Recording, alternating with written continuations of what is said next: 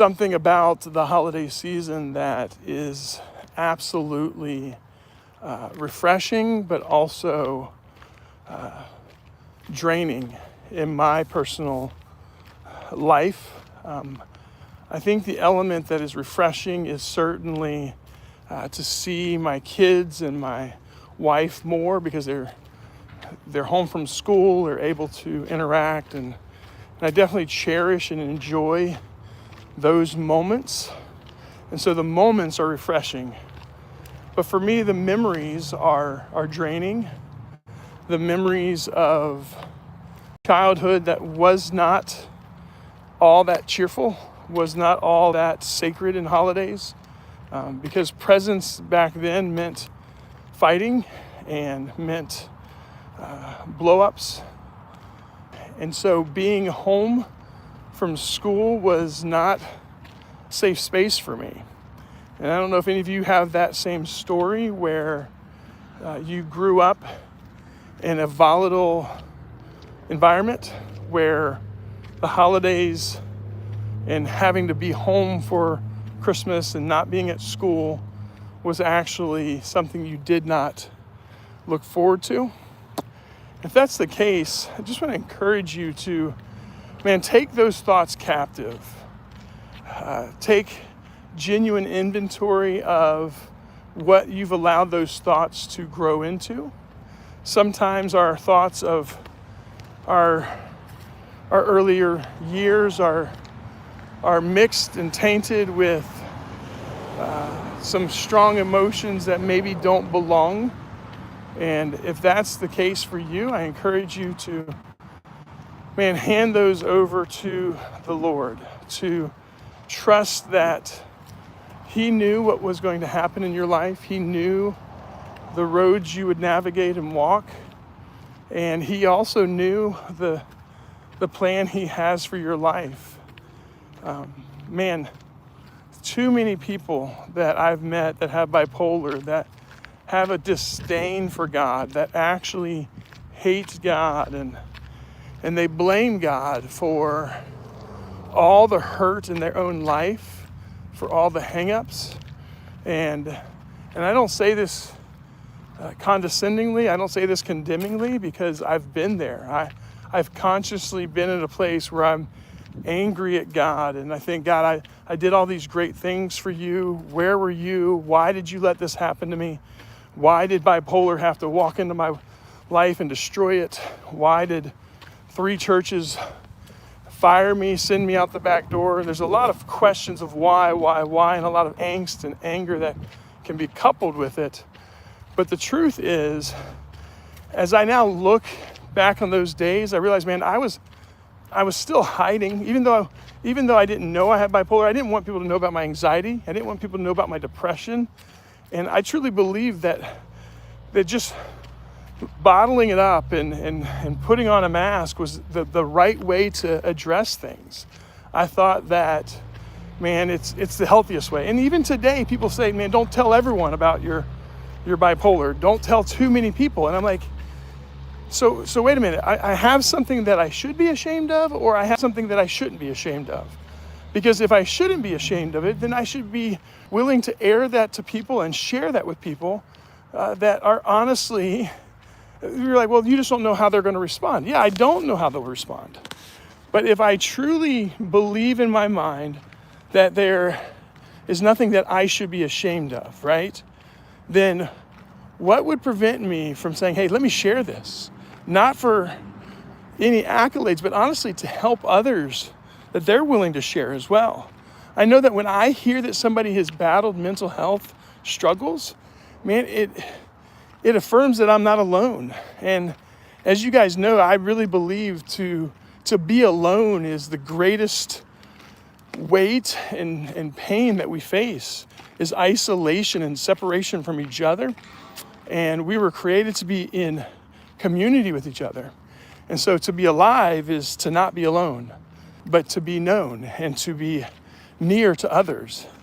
And even over the internet, right? Like speaking on here, I'm like, who's really watching this that cares?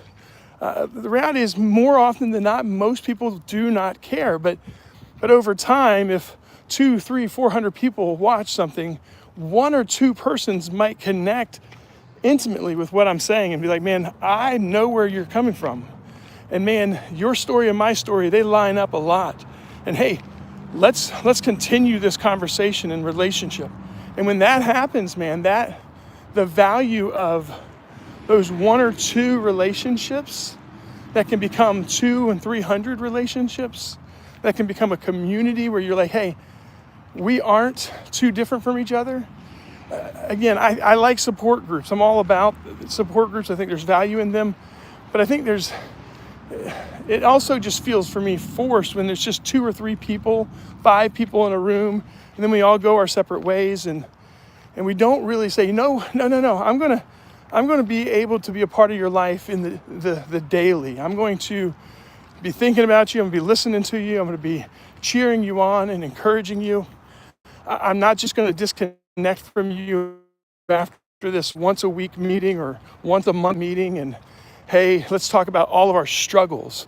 And at what point do we talk about our strategies, our strengths, man, I see that bipolar and I know that people also realize, man, I'm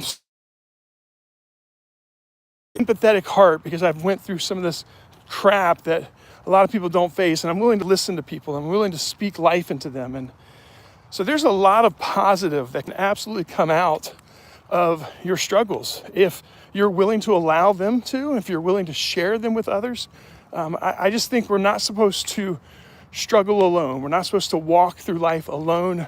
We're supposed to link arms with people and man, just be vulnerable to people.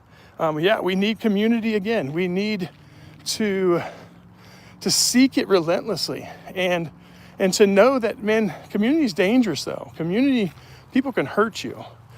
People can scar you and deeply, deeply, deeply hurt you. I mean, again, if love were easy, if community were easy, everybody would enjoy it, everybody would be about it. And we all know that theoretically we should be a part of it, but man, I think you've got to know that, yeah, it can hurt you, but man, it also can absolutely help you. My parents are fighting. I'm sorry to hear that.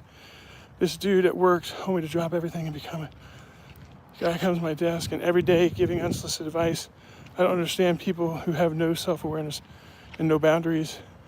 So and let me point out too though, that, and I agree, there's healthy boundaries, but I know for my life, the boundaries, I turned them beyond boundaries and made them into walls.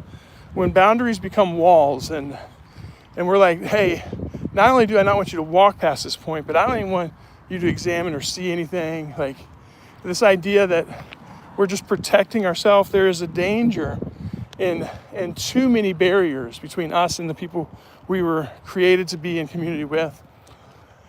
And so I'm processing it myself. I appreciate those of you that have listened for these 8 minutes of just external rambling, but I definitely believe that we weren't made to be alone, that holidays should be a time where we're together with those that we love and care for. And for some, that means it's a season amplifying our aloneness, though, because we feel like nobody is around and nobody is near. And if that's you, I am sorry to hear that. I'm sorry for you. But more than sorry for you, I just encourage you, step out and risk being hurt again and seek friendship, seek support from other people. Maybe not the same people that have brought damage to your life in the past. Maybe it's a new group of people, a new person or persons, but don't do life alone.